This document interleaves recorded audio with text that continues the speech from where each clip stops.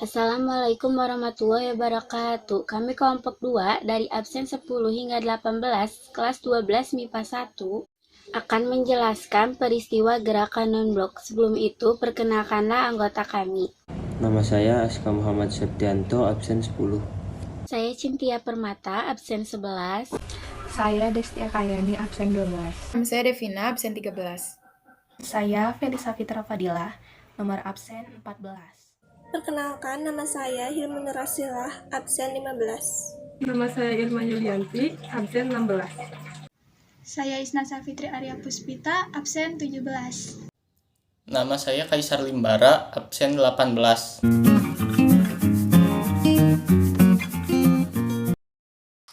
Latar belakang. Gerakan non-blok atau non-aligned movement adalah suatu gerakan yang dipelopori oleh negara-negara dunia ketiga yang beranggotakan lebih dari 100 negara-negara yang berusaha menjalankan kebijakan luar negeri yang tidak memihak dan tidak menganggap dirinya beraliansi dengan blok barat atau blok timur.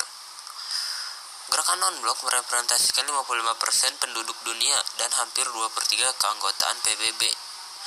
Mayoritas negara-negara anggota GNB adalah negara-negara yang baru memperoleh kemerdekaan setelah berakhirnya Perang Dunia Kedua dan secara geografis berada di benua Asia, Afrika, dan Amerika Latin. Setelah berakhirnya Perang Dunia Kedua, tepatnya di era 1950-an, negara-negara dunia terpolarisasi dalam dua blok, yaitu blok barat di bawah pimpinan Amerika Serikat dan blok timur di bawah pimpinan Uni Soviet. Pada saat itu, terjadi pertarungan yang sangat kuat antara blok barat dan blok timur. Era ini dikenal sebagai era Perang Dingin yang berlangsung sejak berakhirnya Perang Dunia Kedua hingga runtuhnya Uni Soviet pada tahun 1989. Pertarungan antara blok barat dan timur merupakan upaya untuk memperluas sphere of interest dan sphere of influence dengan sasaran utama perebutan penguasaan atas wilayah-wilayah potensial di seluruh dunia. Dalam pertarungan perebutan pengaruh ini, negara-negara dunia ketiga di Asia, Afrika, dan Amerika Latin, yang mayoritas sebagai negara yang baru merdeka dilihat sebagai wilayah yang sangat menarik bagi kedua blok itu untuk menyebarkan pengaruhnya. Akibat persaingan kedua blok tersebut, muncul beberapa konflik terutama di Asia seperti Perang Korea dan Perang Vietnam.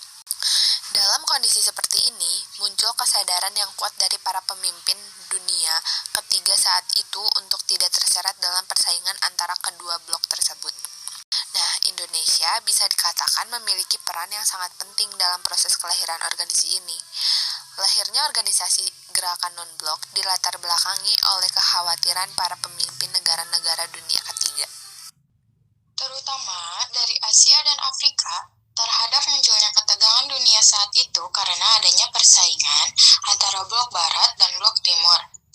Jika bakal gerakan non-blok dengan dipelopori oleh 5 pemimpin negara Indonesia, India, Pakistan, Burma, dan Sri Lanka, terselenggaralah sebuah pertemuan pertama di Kolombo, Sri Lanka pada 28 April sampai 2 Mei 1952.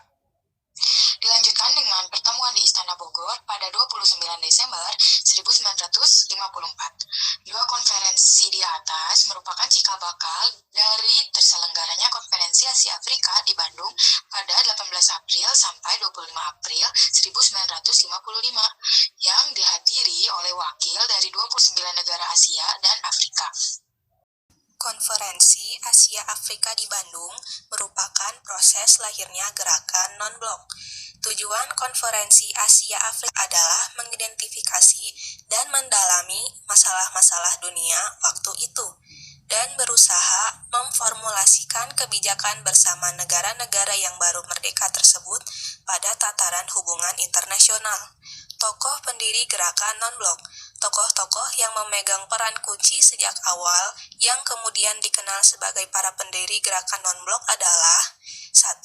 Presiden Mesir Gamal Abdel Nasser. 2. Presiden Ghana Kwame Nkrumah. Ketiga, Perdana Menteri India Jawaharlal Nehru. Keempat, Presiden Indonesia Soekarno. Dan kelima, Presiden Yugoslavia Josip Broz Tito. Pembentukan gerakan non-blok.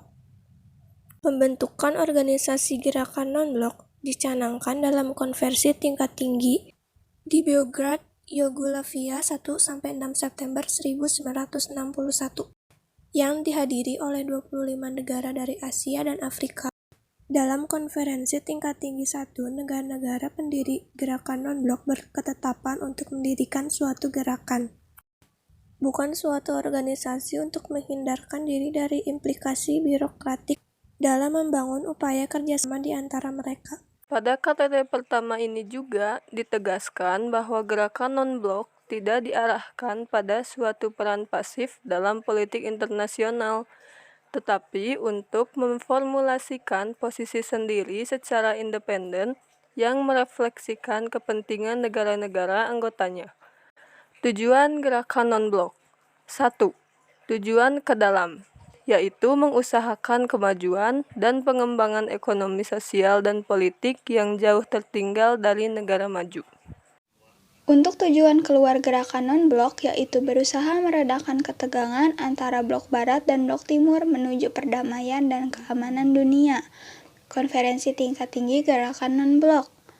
Yang 1. Untuk mewujudkan tujuan tersebut, negara-negara non-blok menyelenggarakan konferensi tingkat tinggi atau KTT. Pokok pembicaraan utama adalah membahas persoalan-persoalan yang berhubungan dengan tujuan non-blok dan ikut mencari solusi terbaik terhadap peristiwa-peristiwa internasional yang membahayakan perdamaian dan keamanan dunia. 2. Dalam perjalanan sejarahnya sejak KTT pertama di Beograd tahun 1961, Indonesia sebagai salah satu pendiri gerakan non-blok pernah menjadi tuan rumah penyelenggaraan KTT Gerakan Non-Blok yang ke-10. Pada tahun 1992, KTT ke-10 ini diselenggarakan di Jakarta, Indonesia pada September 1992 sampai 7 September 1992 dipimpin oleh Presiden Soeharto, menghasilkan pesan Jakarta yang mengungkapkan sikap gerakan non-blok tentang berbagai masalah seperti hak asasi manusia, demokrasi, dan kerjasama Utara Selatan. Dalam era pasca Perang Dingin, ini dihadiri oleh lebih dari 140 delegasi dan 64 kepala negara KTT. Ini juga dihadiri oleh Sekjen PBB Boutros Ghali. Sekian dari kelompok kami, mohon maaf bila ada kesalahan. Wassalamualaikum warahmatullahi wabarakatuh.